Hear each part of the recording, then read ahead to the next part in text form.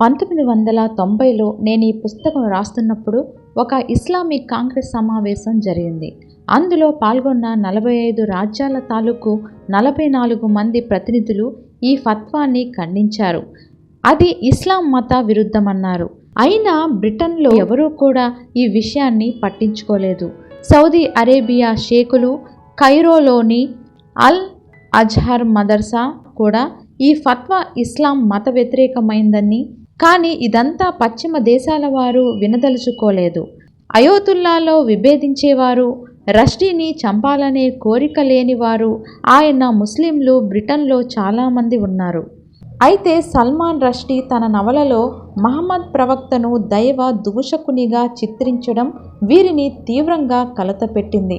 పశ్చిమ మేధావులు మాత్రం ముస్లింలంతా రష్డీ రక్తం కళ్ళజూడాలనుకున్నారని భావించారు. కొందరు బ్రిటిష్ రచయితలు, మేధావులు, తత్వవేత్తలు కూడా ఇస్లాంని సరిగ్గా అర్థం చేసుకోలేదు. నిజం తెలుసుకోవడానికి కూడా ఆసక్తి కనబరచలేదు. వారి దృష్టిలో ఇస్లాం సహనం లేని ఒక మూఢ మతం, గౌరవించదగ్గది కాదు.